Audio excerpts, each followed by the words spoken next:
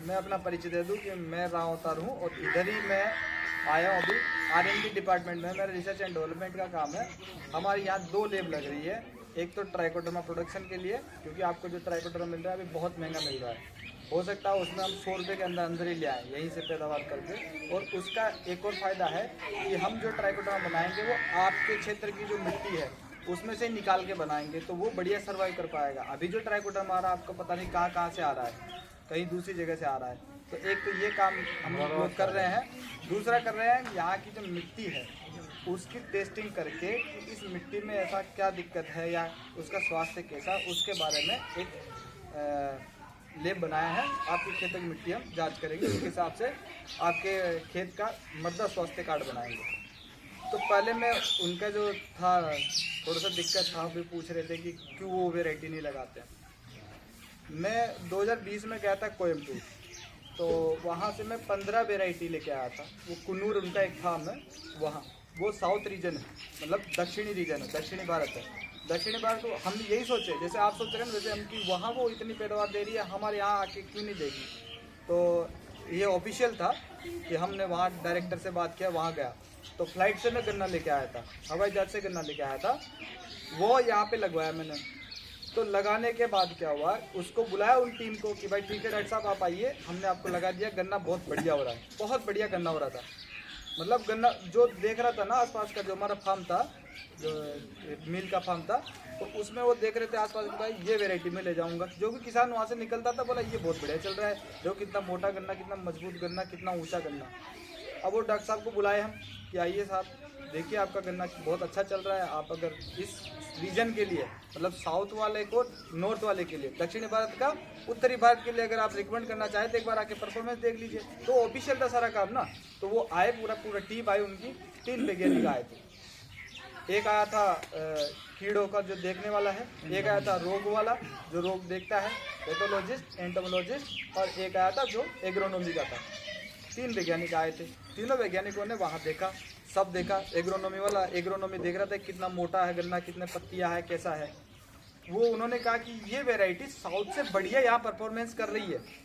अब उनका 2 जो दूसरे थे उन्होंने कीड़ा निकाला, उसमें जो कीड़ा यहाँ नहीं था, यहाँ नहीं दिखता था, वो कीड़ा उनके साथ पता नहीं कहाँ से आ गया। बोला ये कीड़ा यहाँ पे भी आ गया, ये नॉर्थ इंडिया में कीड़ा नहीं था।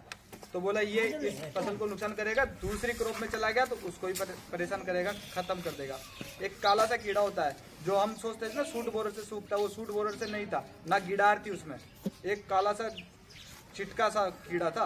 तो वो आया था, वो उनके वेराइटी के साथ ही आ गया, कहीं से आ गया, उसका अंडा कहीं से आ गया, यहाँ आके वो पैदा हो गया। दूसरा उन्होंने जो अपना रेड राट है ना, वो सबके इंजेक्शन लगाए। रेड राट जो फफूंद है ना जो फैलाती है, उसका इंजेक्शन लगाए। सारी वेराइटी में रेड राट आ गया। उन्होंने कहा कि इसको अभी का या तो सप्लाई कर दीजिए, जोत के खत्म करिए खेत। नहीं, एक भी वेराइटी यहाँ के लिए हम नहीं देंगे। कामयाब नहीं है। उसकी देखने में तो बहुत अच्छा गन्ना था, लेकिन जैसे उन्होंने रेड रोड डाला उसमें, अपने आप नहीं आया रेड रोड, उन्होंने डाला इंजेक्शन लगा के, उसमें तने में इंजेक्शन लगाया 2 जगह, और उसमें देखा तो थोड़े दिन बाद पूरा का पूरा गन्ना में रेड रोट आ गया, सूख गया पूरा। तो साउथ में गन्ने का एवरेज यहाँ से अच्छा है। हाँ बढ़िया है, वहाँ की मिट्टी बहुत है। वहाँ 18 महीने में काटते हैं, 3 साल में 2 बार काटते हैं। चलिए अब ये आपका क्लियर हो गया ना क्यों हम दूसरी वेराइटी। मैंने कई जगह देखा है तो 5 महीने तुम्हारा क्या पैदावार सर वहाँ पे? वहाँ की पर हेक्टेयर जो पैदावार वो 1000 क्विंटल से ऊपर per hectare per unit area में बहुत ज्यादा प्रोडक्शन है, क्योंकि वहाँ की प्रोडक्टिविटी इसलिए है कि वहाँ की सॉइल बहुत अच्छी है, रेड सॉइल है वहाँ की। 70 कुंटल भी कमाना लगभग पर एवरेज। अब ये आप निकाल लीजिए, आप 1000 हो गया ना। हाँ 100 ऊपर का 100 पर कैसा हो गया? तमिलनाडु को तो मैं नहीं कह सकता, 15.25 बीघे का हेक्टेयर है। आंध्रा में अलग है, वहाँ देखा है गन्ना इतना बढ़िया, तो वहाँ से मैं तमिलनाडु की तमिलनाडु में। ठीक है, तो अब हम दूसरी जिस बात के लिए हम आए थे उसकी चर्चा करते हैं। देखिए आप सब लोग जान रहे हैं कि वैरायटी लगाओ, ये लगाओ, वो लगाओ, साहब भी करे इतनी दवा परेशान है सब साहब। कौन सा गन्ना वो परेशान है? वो सब तो है, लेकिन उसके बीच में हम जो सब उस चीज पे ध्यान नहीं देते वो आपकी मिट्टी, क्योंकि वो आपकी स्थायी संपत्ति है। वेराइटियाँ कितनी है या फसल कितनी है, एक साल बोया, दूसरे साल गेहूँ बो दिया, तीसरे साल धान लगा दिया, आपका खत्म। लेकिन आपकी जो परमानेंट संपत्ति है वो आपकी मिट्टी है। तो उसका स्वस्थ रहना बहुत आवश्यक है, तभी वो लंबे समय तक आपको पैदावार देती रहेगी। अगर वो खराब हो गई तो चाहे कितनी बढ़िया बढ़िया वेराइटी ले आएंगे साइंटिस्ट, आपका पैदावार नहीं ले पाएंगे, क्योंकि गन्ना जमीन में लगेगा, आपका जो बेस है वो वही है, मिट्टी है, और वही खराब हो जाएगी तो फिर कैसे काम करेंगे आगे। तो उसके लिए क्या करना पड़ेगा कि वो खराब है कि नहीं, उसमें कौन से पोषक तत्व कम है कि नहीं। जैसे 16 पोषक तत्व है, अब कौन कौन से पोषक तत्व कम है तो आप देख के तो नहीं बता सकते, ना उसको चख के बता सकते कि भाई खट्टी है मिट्टी है। तो उसके लिए क्या करना पड़ता है, जैसे हम डॉक्टर के पास जाते हैं, हमारा खून निकाल के लेबोरेटरी में टेस्ट किया जाता है, वैसे ही मिट्टी का सैंपल भी लेके और लेबोरेटरी में टेस्ट कराना पड़ता है। तो वो लेबोरेटरी अब आपकी चीनी मिल में बन गई, अभी काम चल रहा है उसका, मार्च से शुरू हो जाएगी, मार्च लास्ट तक आपका यहाँ पे सैंपल एनालिसिस शुरू हो जाएगा, मतलब सैंपल का जांच वो शुरू हो जाएगी। मिट्टी की जो टेस्टिंग करेंगे आप लैब हाँ जी। में, वो विदाउट कॉस्ट होगी या फ्री ऑफ कॉस्ट है, किसान के लिए फ्री ऑफ कॉस्ट है, कोई पैसा नहीं लेंगे। हाँ जी, अब वही मैं अभी बता रहा हूँ। अब ये जो भैया पूछे हैं कि कितने समय बाद हमें वो मृदा स्वास्थ्य कार्ड मिलेगा। देखिए हमारे पास 5 फैक्ट्री है, 5 फैक्ट्री किसान हमारे लिए समान है सब, ठीक है ना। तो अलग अलग फैक्ट्री से हम टारगेट बनाएंगे। ये बड़ी फैक्ट्रियाँ ज़्यादा किसान है, यहाँ से हम ज़्यादा किसानों का सैंपल लेंगे। एक गांव से 20 सैंपल हम कलेक्ट करवाएंगे, उसमें भी फेज में कराएंगे कि इस साल इधर वाला एरिया, इस साल इधर वाला एरिया। तो आपके गांव से 20 सैंपल इकट्ठा कराएंगे। आपको ये ध्यान सहयोग करना है कि जब भी सैंपल निकाले, पूरी विधि जो मैं बता रहा हूँ उसके हिसाब से निकाले, तब तो उसका फायदा है। जितना पैसा लग रहा है उसमें केमिकल लगते हैं, मशीनरी है, आदमी है, सब लग रहा है, तो तभी उसका फायदा है। जो क्योंकि कई लोग सोचते हैं फ्री का है तो उसका कोई वैल्यू नहीं समझते। और यही मैं अभी आप ही लोगों की जो आपका डेमो प्लांट गया था ना, 650 रुपये 11 में से करवाया था। 650 रुपया एक सैंपल का, 650 रुपया। मैंने 77,000 रुपये की टेस्टिंग करवाई है आपके 107 सैंपल की। तो उसका अब हम उसको फ्री ऑफ कॉस्ट कर रहे हैं, मतलब कोई पैसा नहीं ले रहे हैं। तो अब क्या करना है कि उसका सैंपल कैसे लिया जाए, तो आप लोगों की ये जिम्मेदारी है कि जो मैं बता रहा हूँ वो आप 2-4 किसानों को और बताइए, क्योंकि यहाँ किसानों की संख्या बहुत कम है। क्या करना है कि आपकी जब भी मैं कहा जाता है कि भाई सैंपल ले आओ, तो क्या करते हैं किसान, या तो आलस करता है एक तो कि चल यार यही से दे दे, या फिर उसको अज्ञानता रहती है कि कैसे सैंपल लिया जाए, ठीक है ना, और क्यों लिया जाए ये भी पता होना चाहिए। तो अब क्या करना है कि आपकी जो खेत है, पहले आप खेत देख लीजिए कि इस खेत का मुझे सैंपल लेना है। अब वो कितना बड़ा एरिया है वो देख लीजिए, आधा हेक्टेयर से ज़्यादा है तो आप उसको 2-3 सैंपल बनाएंगे, 2 से 3 सैंपल। और अगर आधा हेक्टेयर से कम है तो उसका 1 सैंपल आप बनाएंगे। सैंपल बनाने के लिए क्या करेंगे कि आपका पूरा खेत है, उसके 4 कोने और 1 बीच से, नहीं तो 2 बीच से ले लीजिए। कभी 1 कोने का सैंपल आप नहीं लाएंगे, पहली बात। दूसरी बात, कभी भी पेड़ की छाया आ रही है वहाँ से सैंपल नहीं लेना है। ये जैसे गोबर की है रोड़ी डाल देते हैं बगल में, तो वहाँ से भी सैंपल नहीं लेना है, मतलब उससे दूर ही लेना है। मेड़ से भी 1.5 मीटर अंदर लेना है। लेने के लिए क्या करेंगे, या तो फावड़ा या तो आपकी खुरपी, दोनों में से कोई ले सकते हैं। अगर हम दे रहे हैं आपको तो हम अगर भी दे रहे हैं जो घूम के पूरा सैंपल निकाल लेता है। अगर हमारे यहाँ से आपको मिल जाए तो बहुत बढ़िया बात है। हमने मंगाए भी है, 25 अगर मंगाए हैं। अगर आपके यहाँ सैंपल निकालना होगा तो अगर भी मिल जाएगा। अब क्या करना है कि उसको जो भी आपकी जो जमीन देखे ना आप, तो वहाँ पे तिनका इनका नहीं होना चाहिए, मतलब साफ कर दे, खाली तिनका, मिट्टी नहीं हटाए, खाली हाथ से तिनका हटा देंगे। अब उसमें वी आकार का, अंग्रेजी का जो वी होता है ना, इस तरह का गड्ढा बन जाएगा, मतलब खाली गड्ढा। अब उसमें जो मिट्टी निकलेगी ना उसको नहीं लेना है। जो उसमें हमने खोदने के बाद जो मिट्टी निकली है, जैसे निकाल रहे थे ना, तो मिट्टी निकल रही थी, उस मिट्टी को नहीं लेना। फिर से 2-3 बार मैंने ये शब्द रिपीट किया है कि उस मिट्टी को नहीं लेना। 6 से 9 इंच गहरा उसका गहराई है, 6 से 9 इंच गहरा गड्ढा बनाना है। 6 इंच से 9 इंच गहरा इसलिए बनवाते हैं हम कि वो आपकी एक फसल के लिए नहीं है, आप कोई सी फसल बोइए सबके लिए। लंबाई उतना आ जाएगा, है ना। 9 इंच गहरा मतलब इतना। आपका जो फीट आता है ना, जो स्केल आता है वो 15 सेंटीमीटर का आता है, 6 इंच का आता है, उससे 1.5 गुना। जो आपके बच्चों का आता है ना ज्योमेट्री बॉक्स में आता है, तो वो 6 इंच का आता है, तो 9 इंच आप मान के चलिए इतना, ठीक है। इतना गड्ढा खोदने के बाद जो मिट्टी रहेगी वो फेंक देंगे आप, तो खोखला गड्ढा रह जाएगा, खाली गड्ढा इस तरह से रहेगा। तो ये जो 2 किनारे बनेंगे आमने सामने वाले, इन किनारों से आधा इंची मिट्टी ऊपर से, जहाँ से आप तिनका हटाएं वहां से लेके नीचे तक इधर से भी ऊपर से लेके नीचे तक लगभग पाव भर आधा किलो मिट्टी आपकी निकलेगी उसमें। उसको निकाल के रख लीजिए। सारे गड्ढे जो 4, 5, 6 गड्ढे खोदे थे आपने, सब लाके एक जगह इकट्ठा कर लीजिए। सब में इसी तरीके से निकालनी है। सब में इसी तरीके से 5 करिए, 6 करिए, आप 2 कर लीजिए बीच में, आपका बहुत बढ़िया आएगा। अब उसका कारण क्या है कि मान लीजिए मैंने यहाँ से लिया, इस जगह से मिट्टी ले ली, हो सकता है यहाँ में जब खाद डाल रहा था DAP तो यहाँ ज्यादा गिर गया हो, ठीक है, हो सकता है यहाँ गोबर ज्यादा हो सकता है यहाँ कहीं से पत्तियां इकट्ठी होके दब गई हो, तो वहाँ का जो रिजल्ट है वो ज्यादा हो जाएगा। इसीलिए हर जगह से लेना है, ठीक है ना। सब जगह से लेने के बाद उसको एक पॉलिथीन बिछा के उसमें ढेर बना लेना है, नहीं तो आपकी फर्श है, साफ सुथरा कड़क जमीन है, वहाँ बिछा लेंगे और उसको बढ़िया से मिक्स करेंगे। सारे को मिक्स कर लेंगे, पांचों को एक जगह, पांचों को एक गोल ढेर बना के बढ़िया से मिक्स करेंगे अच्छे से। अगर उसमें फिर भी अगर आपको तिनका नजर आता है, तिनकों को हटा दीजिए, क्योंकि वो आपका रिजल्ट खराब करेगा। तो तिनका या जो भी कंकर वंकर है उसको हटा दीजिए और इतना मिक्स करिए कि आपको लगे कि यार अब इससे ज्यादा मिक्स नहीं होगा। समझ रहे हैं ना, क्योंकि वो आपका पूरे खेत को रिप्रेजेंट करेगा। अगर आपका आधे हेक्टेयर का है ना खेत, तो आधे हेक्टेयर जमीन को वो इतना सा सैंपल जो बनेंगे ना लास्ट में, वो रिप्रेजेंट करेगा। तो अच्छे से मिलाने के बाद गोल ढेर बनाइए, उसको दो भाग में, इधर से और इधर से काट दीजिए। 4 भाग हो गया, 4 भाग में 2 भागों को हटा दीजिए, 2 भाग रखिए, फिर से उनको मिक्स करिए, अच्छे से मिलाइए। मिलाने के बाद फिर ऐसे 2 गोल ढेर बनाइए, फिर काटिए। ये तब तक करना है जब तक कि आपकी मिट्टी 400 से 500 ग्राम ना रह जाए। जब 400-500 ग्राम मिट्टी रह जाएगी तो फिर आप उसको पॉलिथीन में, या तो हम लोग आपको कपड़े का थैला देंगे, एक टैग देंगे, ये सब फ्री है, कोई पैसा नहीं लगेगा इसका। एक कपड़े का थैला देंगे, उस थैली में बांधने का होगा, उसमें भर के, उसमें पूरा नाम पता लिख के, और टैग जो देंगे एक टुकड़ा देंगे इतना कागज का, उस पर भी आपका नाम पता सब लिखा रहेगा। आपको लिखना है, जैसे किसान का नाम तो आपको आगे लिख देना है। आप नहीं कर सको तो आपके जो सुपरवाइजर है उनसे आप संपर्क कर लीजिए, वो लिख देंगे अगर कोई नहीं लिख पा रहा है तो। क्योंकि वो हमारे ट्रैक रिकॉर्ड में रहेगा कि किस किसान का हमने किया था।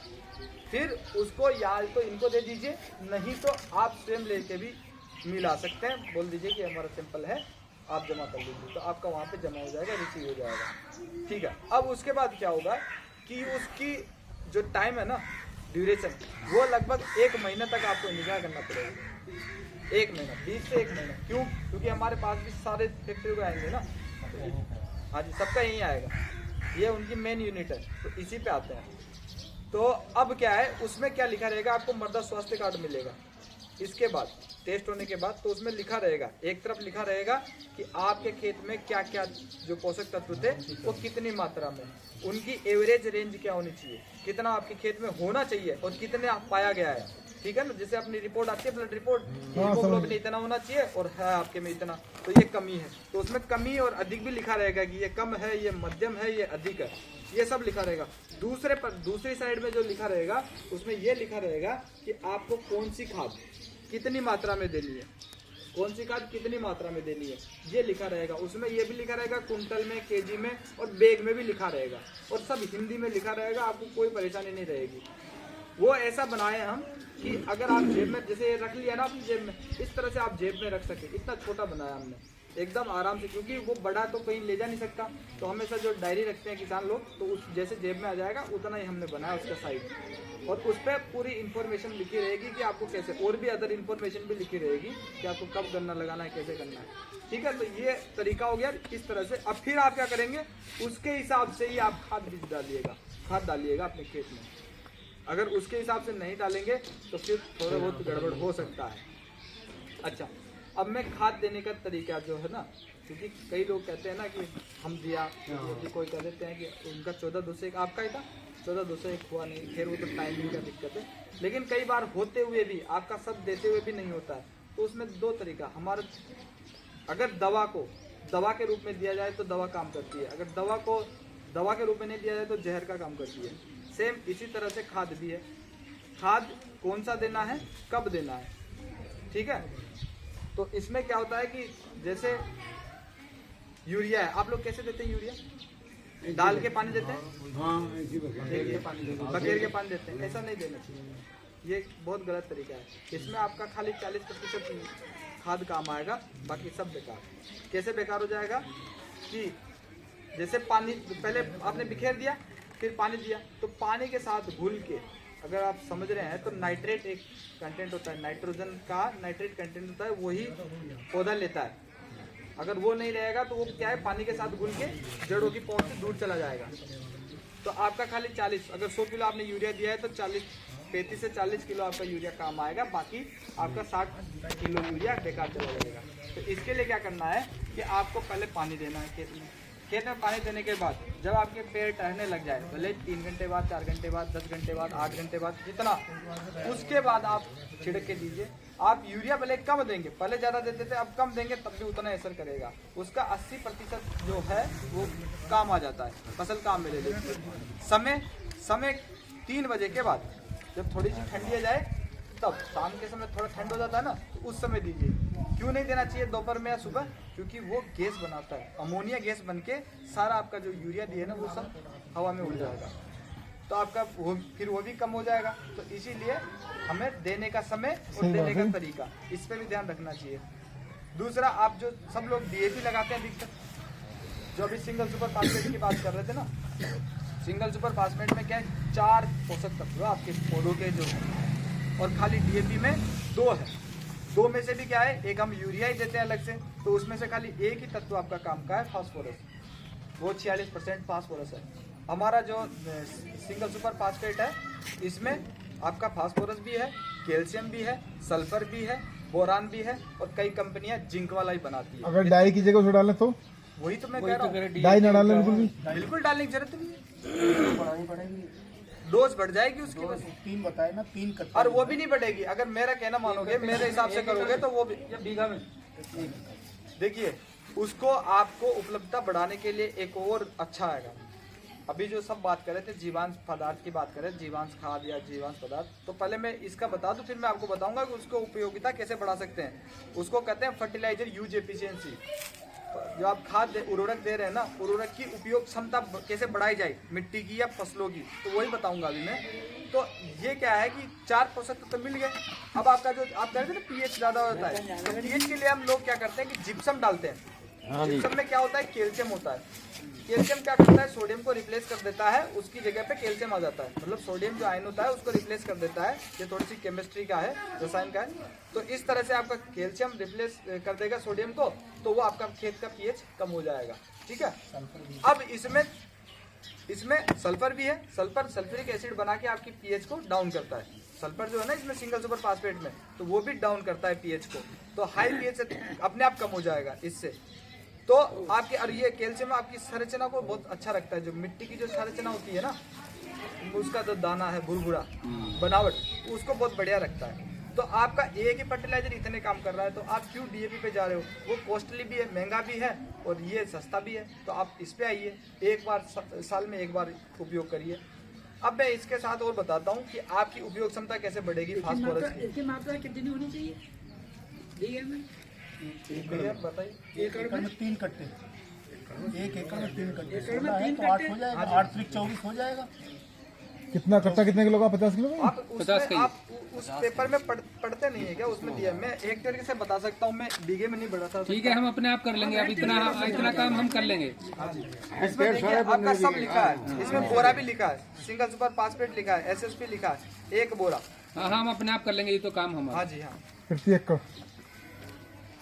ठीक है, ये हो गया काम आपका।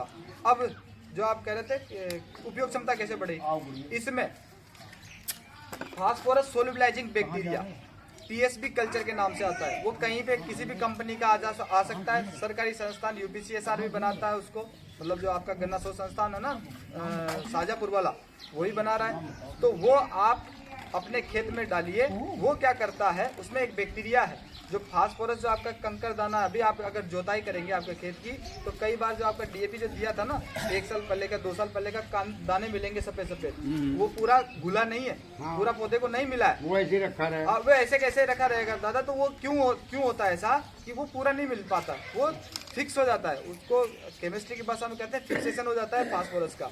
तो फिक्स हो जाता है कुछ समय के बाद, थोड़े दिन तो मिलेगा, उसके बाद नहीं मिलेगा, वो पड़ा रहेगा। तो आपकी जमीन में पड़ा है फास्फोरस, आप उसको घोलने के लिए खाली एक बैक्टीरिया डाल दीजिए, जो फास्फोरस सोल्युबलाइजिंग बैक्टीरिया है। फास्फोरस घुलक बैक्टीरिया आता है, वो कहीं से मिल जाएगा, PSB। आपको प्राइवेट जो दुकान उससे मिल जाएगा, आप अगर सरकारी संस्थान से लेंगे वहाँ से मिल जाएगा, बहुत सस्ता मिलता है। मुझे लग रहा है 5 किलो है 200-250 रुपये का मिलता है वो लाके आप अपने खेत में कैसे डालेंगे कि गोबर की खाद में उसको पहले मिला लीजिए ताकि आसानी से सारे खेत में आप डाल सके। जैसे ट्रैक्टर में मिलाना है। हाँ, वो उसको रखे, कल्चर बनाने की जरूरत नहीं है, उसको बस रखिए वो अपने आप। और ये सब ना आपकी मिट्टी में थे, लेकिन आपने केमिकल डाल के दशा बिगाड़ दी पूरी जमीन। वो पहले से ही बहुत थे, पहले इतनी खाद वाद नहीं देते थे। आप अब बहुत पुराने टाइम की बात कर रहे हैं कि उसमें इतना खाद देते तब भी बढ़िया होता था। 1 बीघे में कितने कट्टे डाल रहे हैं अभी यूरिया? अब तो खैर बहुत कम हो गया, नहीं पहले तो लोग बीघे कट्टे के हिसाब से अच्छा, डाल रहे थे। अब मैं बता रहा हूँ ना, अभी बीघे का यार है। अब ये जो बहुत कम कर दिया। अभी बीघे क्यों? कट्टा? हाँ जी, सुनिए, 1 बीघे में 1 कट्टा। साहब इसलिए आ गया 5 खाद अगर आदमी देगा और 5 बीघे में 1 कट्टा देगा अभी मैं बता तो रहा हूँ कट्टा बीघे का हो गया ना। यूरिया को भी कम कर सकते हैं आप। देखिए, एक फसल चक्र अपना के यूरिया को भी कम कर सकते हैं। फसल चक्र में आप दलहनी फसल लीजिए। फसल चक्र में दलहनी फसल लेंगे तो उसमें जो जड़ें होती है, जड़ों में गांठें होती है, गांठों में एक बैक्टीरिया होता है राइजोबियम नाम का। तो वो क्या है, एनवायरमेंट से मतलब वातावरण से 78% जो नाइट्रोजन है उसको आपकी मिट्टी में लाके दबा दे रहा है उस गांठों के रूप में। जब जुताई करेंगे तो गांठें उसी मिलेगी, नाइट्रोजन आपका मिल जाएगा। दूसरा, जो जिसकी जड़ें में गांठें नहीं है, ठीक है, या तो आप लगा सकते हैं दलहनी फसल, या तो आपको डेचा लगाना पड़ेगा उसके लिए जिसमें गांठें होती है राइजोबियम के लिए। दूसरा क्या होता है कि आपको अब गन्ना लगा रहे हैं और उसमें भी नाइट्रोजन चाहिए, तो एक ऐसा प्रकृति ने एक मात्र वो बैक्टीरिया है जो बनाया है, जो फ्री लिविंग रहता है। वो किस पे जीवित रहता है? जो आपकी खाद जो आपने डाली है, आपकी जो पत्तियां जो रह गई है फसल के जो अवशेष रह गए, जड़ें रह गई, ठूंठ रह गए, उनको वो उस पे वो जिंदा रहता है। तो उसको जब भी अगर आपके खेत में डालना हो तो उसकी मात्रा जरूर होनी चाहिए उसमें। वो बैक्टीरिया का नाम है एजेटोबैक्टर। एजेटोबैक्टर एकमात्र ऐसा जो बैक्टीरिया है, जीव है, जो खुले में रहता है, किसी की जरूरत नहीं है उसको, किसी भी सिम्बायोटिक, उसका मतलब पौधे के साथ विशेष संबंध नहीं है उसका। तो राइजोबियम का तो है कि वो जड़ों में गांठें बना के रहेगा, ये फ्री लिविंग रहेगा, जड़ों के आसपास ही रहेगा, लेकिन ये वातावरण से पूरा नाइट्रोजन इकट्ठा करके आपके पौधों को दे रहा है। वो फैक्ट्री है, यूरिया बनाने की फैक्ट्री आपके खेत में, लेकिन वो संख्या कम हो गई। कम क्यों हो गई कि हमारे कार्बन कम हो गया। जो पॉइंट जो 2.3 बता रहे थे ना, ये वो होना चाहिए 0.5 से लेके 0.8 तक, ये नॉर्मल रेंज है उसकी। उससे अधिक हो तो बहुत अच्छी बात है, ये सामान्य रेंज है। अगर उससे अधिक हो तो बहुत अच्छी बात है। ज्यादा हो जाएगा तो आपकी खादें जो है ना, उर्वरक है, वो कम हो जाएगी।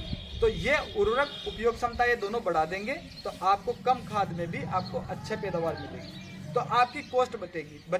अगर 1 एकड़ में आप 5 कट्टा डाल रहे हैं यूरिया, तो आपको 2 कट्टे में काम हो जाएगा, एक कट्टे में काम हो जाएगा। अगर फिर भी अगर आपको करना है और भी कम में करना है तो ये फोलियर स्प्रे का भी इस्तेमाल कर सकते हैं, जो पत्तियों पे पन्नी छिड़काव होता है ना इसका यूरिया का, वो भी कर सकते हैं। उससे भी उपयोग दक्षता बढ़ती है।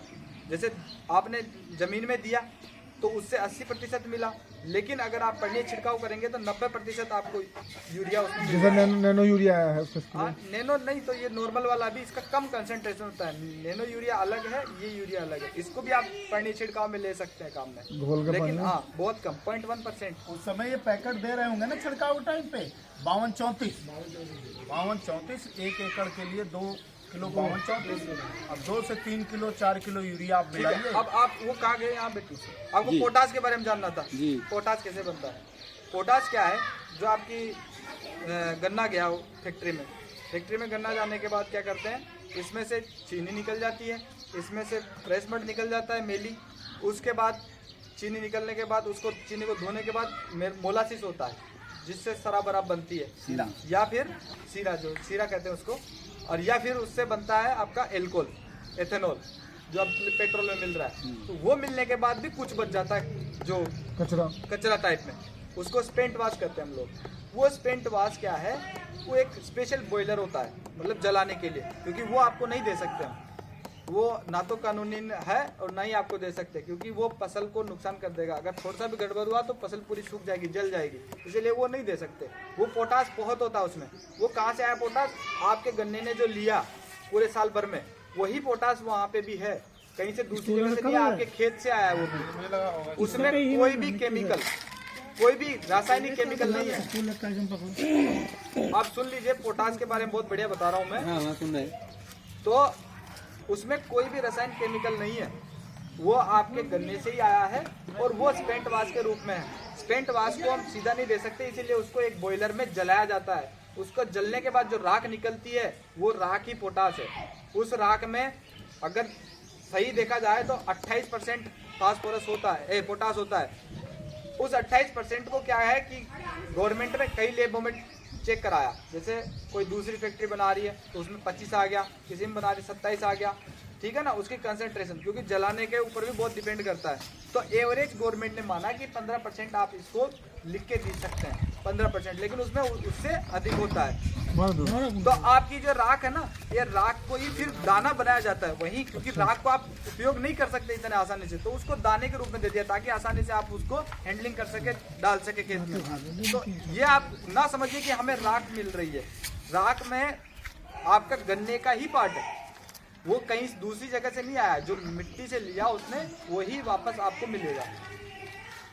और इसमें क्या होता है कि जैसे मान लीजिए आप वो लेके आए पोटास, 15% तो आपको वो मिल गया, कहने के मात्र 15% तो 20-25% रहता है उसमें, 15% आपको पोटास मिल गया। अदर बाकी जो बचा वो क्या है, वो आपका गन्ने का जो सीरा था ना वो ही है और कुछ नहीं है। तो वो एज जीवांश पदार्थ ही आपको मिट्टी में मिलाएगा, और वो मिलेगा तो आपकी मिट्टी की संरचना को सुधारेगा, खराब नहीं करेगा, क्योंकि उसमें कोई केमिकल नहीं है। जो अभी ये कह रहे थे ना कि लाल वाला खाद जो आता है ना potash, muriate of potash, muriate of potash में क्या है 60% तो आपका वो है, वो बनता है चट्टान, पत्थरों को पीस के वो बनाया जाता है। तो पत्थरों को पीस के बनाया जाएगा तो 60% तो उसमें हो गया आपका पोटास, बाकी आपका पत्थर के दाने हैं, उसमें कंकड़ है और कुछ नहीं है।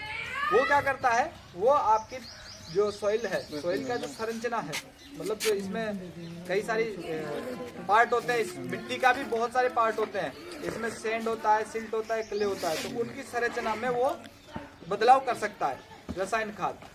आपकी अगर आप लगातार रसायन खाद यूज करेंगे किसी भी एक खेत में, आप देख लीजिएगा, थोड़ा सा आप खुद एक्सपेरिमेंट करिए कि आपका एक छोटी सी क्यारी बनाइए, उसमें ना तो आप गोबर डालेंगे ना ही कोई खाद डालेंगे, पत्तियां भी सारी निचोड़ के निकाल लेंगे, उसमें खाली आप यूरिया डालिए, DAP डालिए और वो जो भी म्यूरेट ऑफ पोटाश डालिए।